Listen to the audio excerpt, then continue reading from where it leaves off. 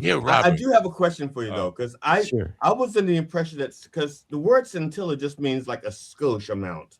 Okay. So I assumed it was like like an acronym for something like some companies ignore new tech, it loses lots of assets. So am I right that it's like an acronym?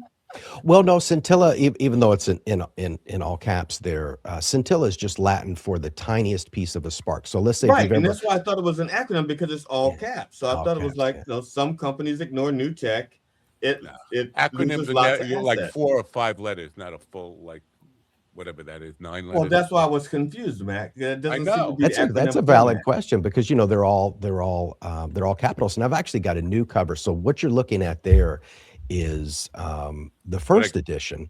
The second edition looks. Is there a way can I drop files into this chat, or is there a way to do that? Because I do. you should have like a plus thing on the Private bottom of chat or share screen or something. oh, Oh no. oh.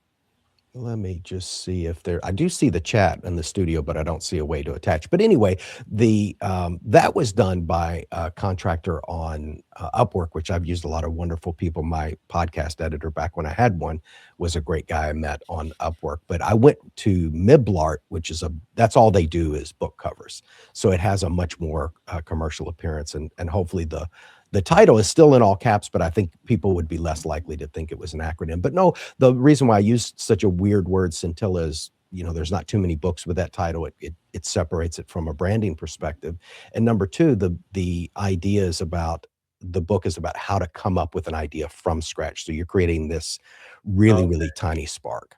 See, Um, I didn't. I was because when I think it was scintilla. I didn't know if it was like saying how to make a mountain from a molehill, how to do big from the scintilla, or you need to pay attention to the smallest details, the scintillas. And so that's what I was just trying to figure out Yeah. that, you know. Great question. It's actually both. So there's a chapter called observation, and where I talk about how a lot of great business ideas come about by observing like problems in your life when you're going through and why can't this customer service be better, or why does this device not work this way? And it's those tiny observations where you can come up with. But yes, I think in the